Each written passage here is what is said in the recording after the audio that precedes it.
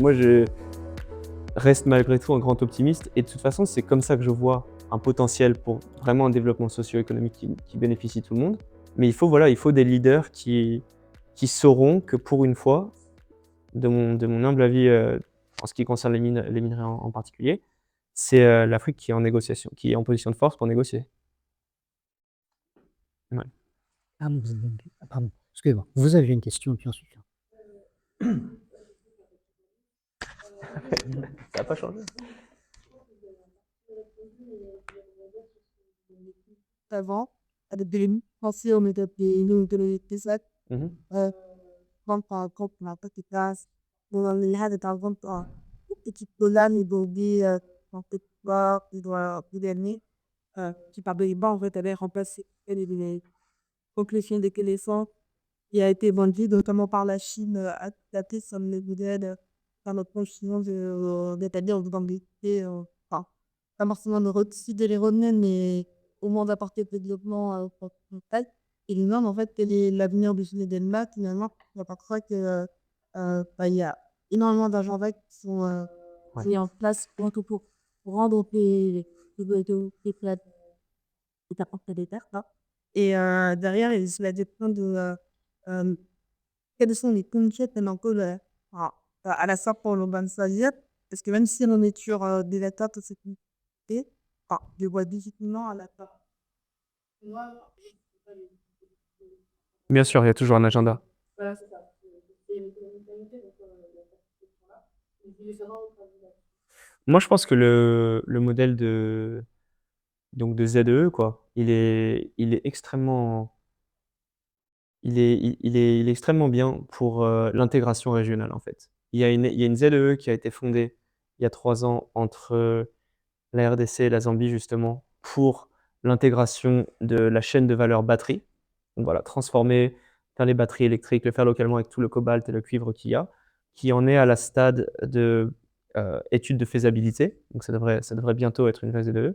Et si en fait ces États-là arrivent à s'entendre sur ce modèle d'intégration régionale, c'est à mon avis la clé pour ensuite euh, négocier vraiment, encore une fois, en position de force avec les acteurs européens ou étrangers. Encore une fois, quand vous faites venir des acteurs étrangers, que ce soit pour le savoir, que ce soit pour les capitaux, etc., c'est vrai qu'il faut comprendre que tout le monde a son agenda derrière, ou l'agenda de sa Maison Blanche, ou l'agenda de son, de son, de son pays.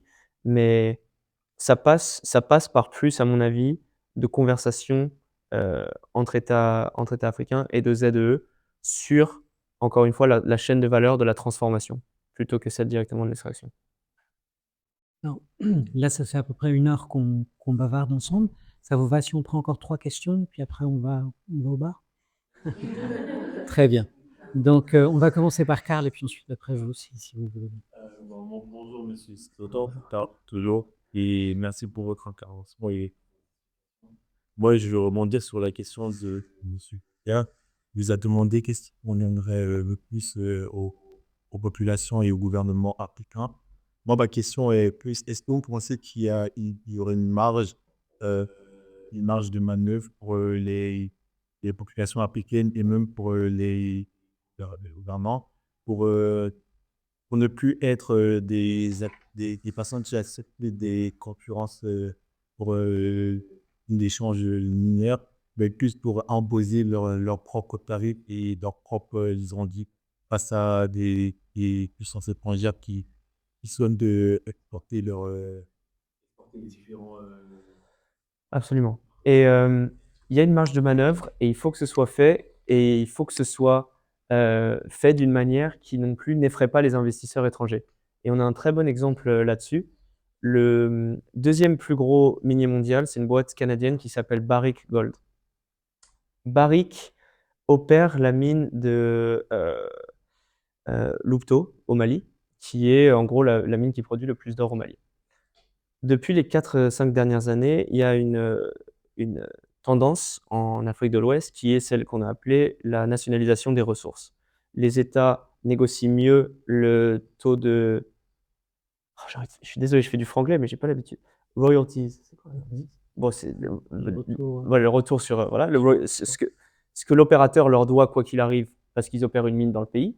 Ils négocient mieux les conditions de taxation et surtout, ils négocient mieux les conditions de redistribution des impôts. En fait, augmenter les impôts et augmenter les royalties, c'est ce qui a été fait en Côte d'Ivoire, c'est ce qui a été fait au Ghana, ce qui a été fait au Burkina, ça a été fait au Mali, mais ça a été fait au Mali d'une manière un peu trop cavalière au goût des investisseurs étrangers, dans le sens où le CEO d'une boîte qui s'appelle Resolute Mining s'est retrouvé enfermé dans sa chambre d'hôtel avec un papier 165 millions de taxes, tu ne ressors pas avant que tu aies signé.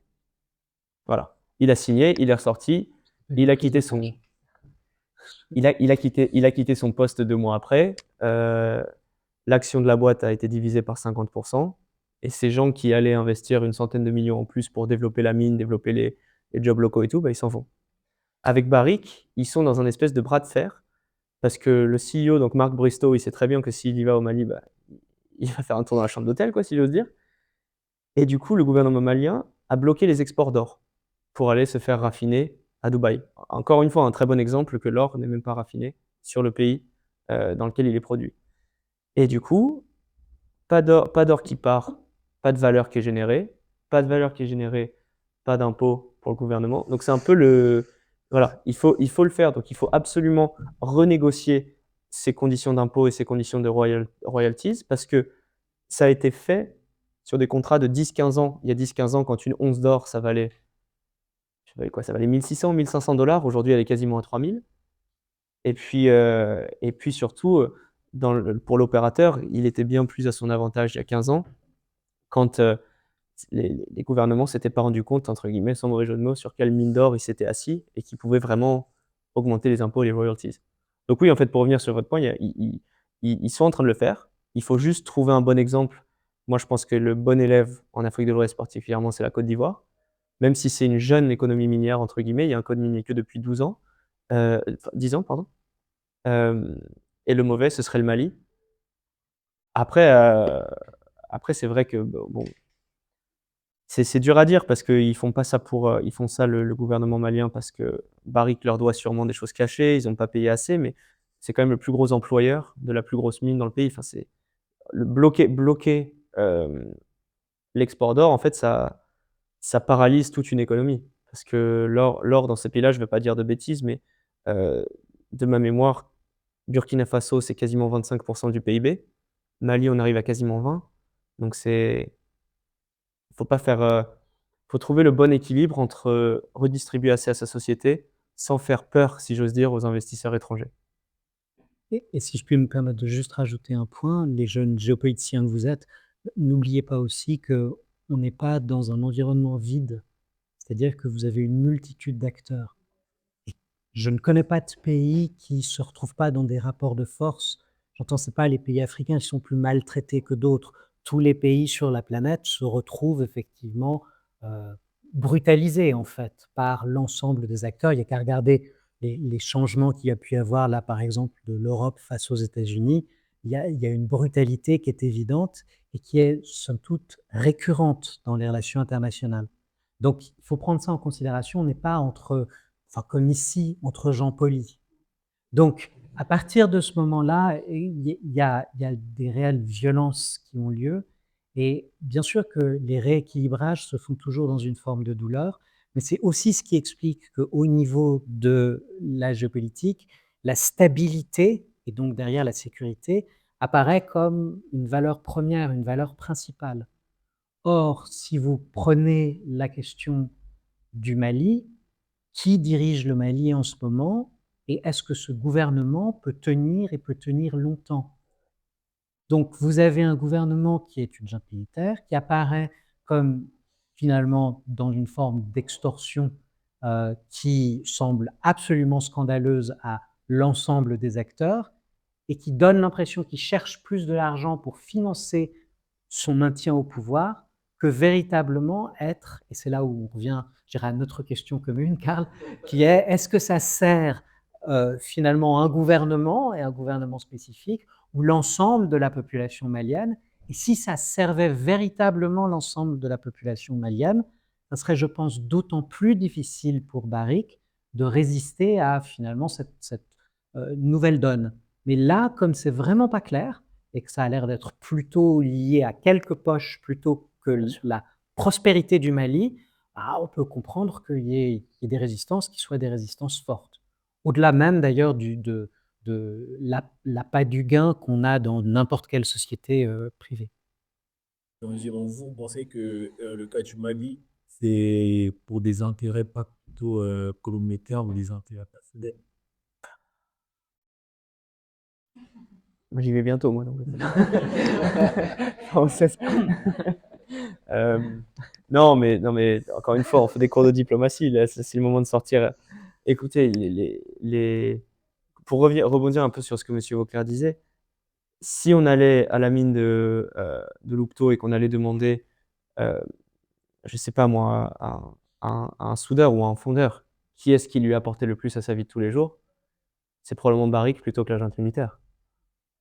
Encore une fois, ces communautés locales, comme M. Vauclair le disait, c'est de la réelle politique, hein. C'est pas juste les Canadiens contre le Mali.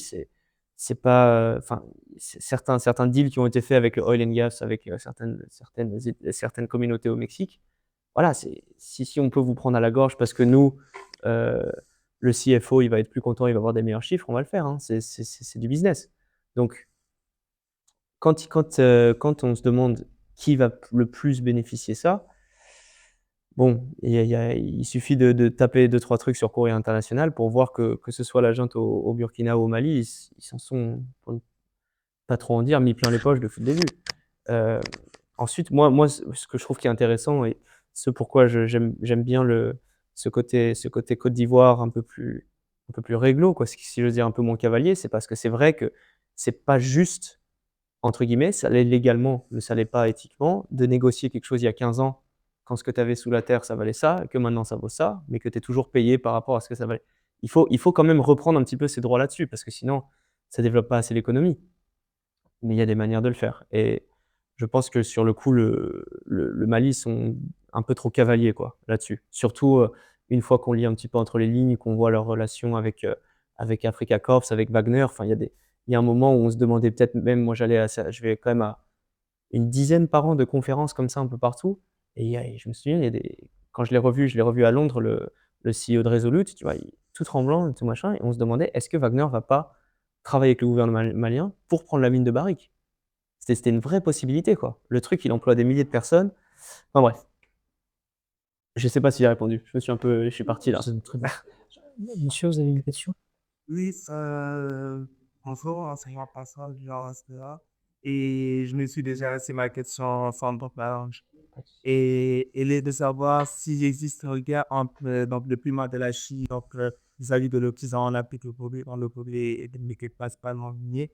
Et donc, voir s'il y a un lien justement entre ça et les rouages de la France active depuis le besoin indépendant. Je pense là, par exemple, à ce qu'a fait la France au Kakanda ou encore au Biafra, ou plus récemment dans l'intervention russienne pour le départ de la France en Libye, ce qui a été donc de facto déclencheur du terrorisme Sahel et notamment ce qui se passe avec des MD par d'autres. Mm. Non, c'est pas. Avec, depuis la période Ouais.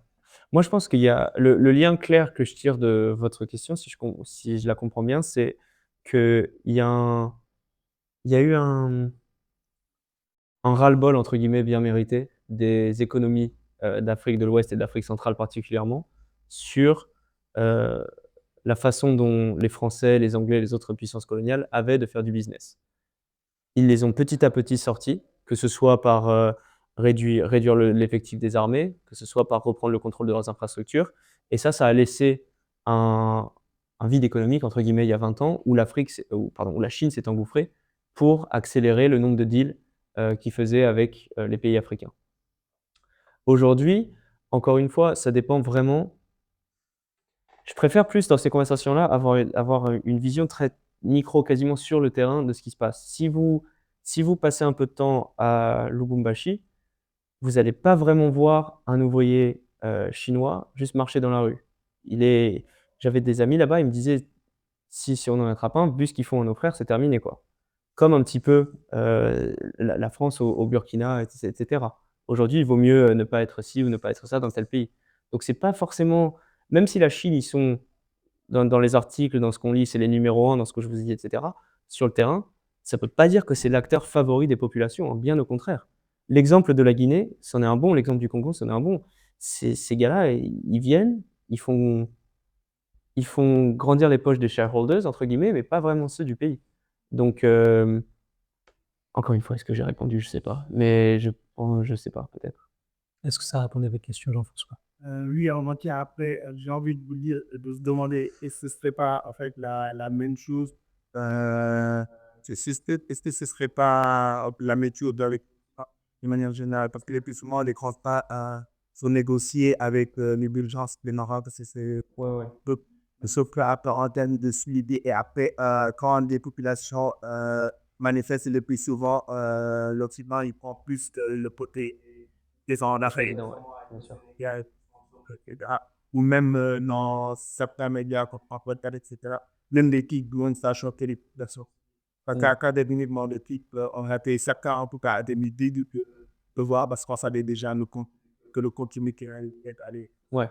Non, non, je suis d'accord. Je suis d'accord. Il y a particulièrement en Afrique de l'Ouest, il y a aussi des projets qui sont très mal gérés par la France. Et aujourd'hui, enfin, je pense pas que si on regarde sur France Diplomatie, je pense que c'est pas conseillé si on est français d'aller au Burkina ou au Mali, par exemple. Et ça, c'est parce que ça date de deals qui ont été mal faits et d'une présence locale qui bénéficiait pas du tout aux pays africains. Moi, la seule nuance que je dirais, c'est que sur le terrain au niveau des communautés, même si ces deals ils sont faits par exemple entre un État africain et une boîte occidentale, les normes d'audit, les normes ESG, les normes de listing, si c'est une boîte publique qui est listée au 440, qui est listée, etc., fait qu'on ne peut pas non plus, ces boîtes sur le terrain ne peuvent pas être des cow-boys, la manière dont les Chinois sont souvent des cow-boys. Leur empreinte environnementale, statistiquement plus catastrophique que celle des autres. La manière dont ils traitent les employés en RDC, il y a quand même certaines mines, c'est l'esclavage moderne, quoi, hein. Et ça, si vous êtes listé à Toronto, à Joburg, etc., vous allez être audité assez souvent pour faire en sorte que vous essayez même pas de faire ces choses-là. Il y a toujours des problèmes, encore une fois, que ce soit l'industrie énergie, minière, oil and gas, partout où des entreprises viennent exploiter les ressources des populations locales, en Afrique ou en Amérique latine, il y a des bons et des mauvais élèves. Donc voilà, j'essaie de mettre la balle un peu au centre là, mais Merci beaucoup. Que pensez-vous, dernière question, que pensez-vous pour faire concrètement pour améliorer le rapport un peu donc, au-delà donc, de ce qui se passe avec la francophonie, donc désolé. ouf. Ouais, je vais aller régler tout ça, hein. Ah oui. Si j'avais la réponse, je serais probablement payé plus. Qu'est-ce qu'il faudrait faire? Moi je pense sincèrement, encore une fois, je l'ai un peu rabâché, mais j'ai vraiment l'impression que les États africains peuvent venir à ces sommets et beaucoup plus en position de force par rapport aux dernières années, particulièrement depuis les indépendances, où les deals qui ont été faits à l'époque étaient vraiment pro pays colonisateurs. Et aujourd'hui, c'est maintenant ou jamais pour surfer sur leur potentiel géologique qui est littéralement introuvable autre part et dont tout le monde a besoin pour arriver à ces forums, à ces meetings et dire stop, maintenant ça ressemble à ça les deals qu'on va faire. Il faut avoir des bons diplomates de la manière, des très bons diplomates en Afrique pour pouvoir faire passer ce message de manière assez forte mais diplomatiquement aux autres pays pour négocier des accords dans des positions de force plutôt que de faiblesse, je pense. Je pense que la balle, elle est de ce côté-là, parce que pour revenir à la réelle politique, c'est pas les Français, les Chinois, les Anglais, ils vont pas se dire oh éthiquement, ce serait sympa qu'on renégocie ce contrat pour que les gens ils en aient un peu plus localement, quoi. Non. À la fin, c'est une boîte publique qui a des comptes à rendre à ses actionnaires, donc c'est ça. Tu vois, il faut que ça vienne vraiment de ce côté-là. Et voilà, c'est à peu près ma vision des choses. Moi, je compléterais juste en disant que vous parlez de l'Afrique. Or, c'est quand même 54 ou 55 manières différentes de voir les choses. Et donc à partir de là, tous les pays n'ont pas les mêmes leviers, n'ont pas les mêmes possibilités, sont pas d'ailleurs intégrés de la même manière dans le concert des nations. Donc c'est difficile de donner une réponse commune pour un continent en fait aussi divers. Ça c'est le premier point assez général que je ferais. Et puis le deuxième point particulier pour appuyer ce que dit Alex, avec lequel je suis en accord. Moi, si j'avais une baguette magique, j'essaierais d'avoir en fait des gouvernements qui sont plus légitimes et qui sont plus représentatifs de leur population.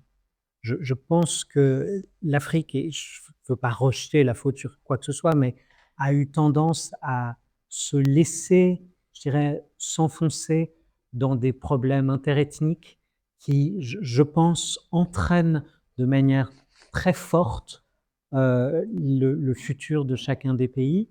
Et donc ça entraîne à partir de là, à mon avis, des problèmes qui sont malheureusement insolvables de l'extérieur.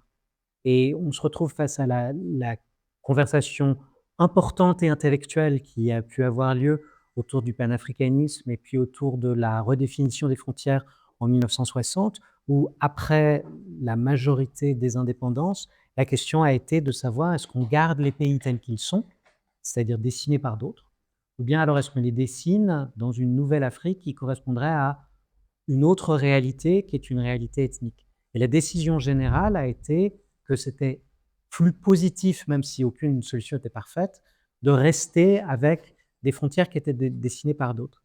Le problème que je vois, moi, mais de manière assez candide, parce que de nouveau, c'est facile d'aussi loin ce fauteuil-là, c'est de dire que depuis ce cadre-là, il n'y a pas eu véritablement dans beaucoup de pays africains de prise en compte de ce que ça signifie ethniquement et au niveau de la redistribution. Et je pense que dès que ça sera réglé, et là-dessus, il y a effectivement la nécessité d'avoir, je dirais, un personnel politique et diplomatique de tout premier plan, et j'espère que pour beaucoup de pays africains, ça sera le cas, parce qu'intellectuellement, il n'y a pas de raison que ça ne soit pas le cas, mais qu'il y ait suffisamment, je dirais, de courage dans chacun des pays pour qu'on puisse justement dépasser ce côté souvent délétère qu'on retrouvera dans beaucoup de gouvernements. C'est le seul point que j'avais à faire. Je prends une dernière question. Je suis désolé, ce n'est pas la vôtre, mais c'est la vôtre parce que vous avez été très patiente. C'est juste une question et par un massage qui existe à l'intérieur dans. Donc, en fait, de la CIE que l'une des problématiques majeures de l'Afrique, c'est plutôt que de la politiquement et des personnes à la tête des pays. Alors, je ne peux pas parler pour Alex, mais donc je ne peux pas parler pour Alex. Mais effectivement, pour moi, il y a ce questionnement-là, c'est sûr. Après, pour la question minière, je ne sais pas. Il y a deux, ouais, c'est ou pas, non? Aussi, il y a les pays qui sont par rapport à l'extraction ici direct en République démocratique du Congo. Donc, en fait, j'aimerais savoir, selon retournons à 50 ans, ou 40 ans, voire avoir les lavements, mais après, pas par répondant. Du coup, pensez-vous que les Congolais, même, auraient la capacité, voire même la capacité de pouvoir exploiter ces minerais de manière de telle sorte à ce qu'ils soient considérés sur le plan international? Je ne parle pas du tout pour dénaturer qu'on soit même Congolais. Ouais. Avoir des questions à pouvoir au Congolais. Mais ça, c'est une super question. Et je vais faire un parallèle et je vais revenir à la réponse, mais l'un des pays qui se développe le plus actuellement en matière de minier, c'est l'Arabie Saoudite. Ils ont énormément d'argent, mais ils ont que le pétrole comme revenu et ils n'ont aucune compétence. C'est-à-dire qu'au Future Mineral Forum à Riyad en janvier, ils font venir les ingénieurs, ils font venir les géologues, les géophysicists, etc. Parce que si ça tenait qu'à eux, ils sont assis apparemment sur 2,5 trillions de dollars de potentiel minier, mais ils ne savent pas comment l'exploiter. L'un des challenges en Afrique, c'est l'accès à la compétence manuelle pour extraire ces choses-là. C'est pour ça que c'est souvent, que ce soit des foreurs ou des géologues, etc., c'est souvent des Canadiens ou des Australiens qui viennent faire le job. Il y a de plus en plus de gens qui entraînent les gens à faire ça. Et moi, typiquement, j'ai travaillé avec une boîte de forage sur une mission, etc., et je vois que genre, ils ont quelque chose comme 500 employés au Burkina, et maintenant, c'est les Burkinabés qui savent faire. Mais il y a 20 ans, quand les Canadiens sont venus, c'est eux qui ont entraîné tout le monde. Donc pour répondre à votre question, il y a 60 ans, si ce n'était pour, j'imagine, les Belges à l'époque et puis d'autres puissances, etc., les gens auraient-ils pu l'extraire eux-mêmes? La réponse, c'est probablement pas. Probablement pas, si ce n'est pour quelques individus qui seraient allés faire leurs études à l'étranger et revenus avec le savoir-faire dans un pays qui était à construire, qui est, voilà, c'est tout à leur honneur. Donc, encore une fois, je pense que si on peut créer des partenariats win-win sur l'éducation entre les pays qui ont le savoir-faire et les pays qui en ont besoin, parce que certains pays ont le savoir-faire mais pas les ressources, d'autres pays ont les ressources mais pas le savoir-faire. Ce qui est très important, et ce que j'essaie de faire moi dans mon boulot aussi, c'est de, quand par exemple, je vais, bon, je travaille sur des projets un peu partout en Afrique, mais je développe toujours des équipes en Côte d'Ivoire, en Guinée, etc., en RDC, pour que ce soit pas toujours moi qui vienne faire le taf. Développer ce qu'on appelle le contenu local, qui est la compétence locale, pour qu'ensuite ça puisse être beaucoup plus périn, plutôt que une boîte minière ou oil and gas vient, fait une mission, ça rapporte 100 000 à l'État et ils repartent. L'idée, c'est de faire la mission, ça rapporte à 100 000, plus les cerveaux, plus les gens qui savent faire le taf derrière.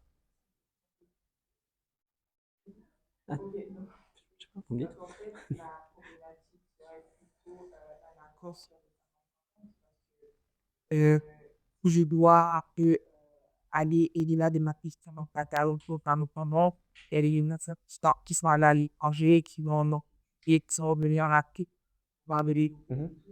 seulement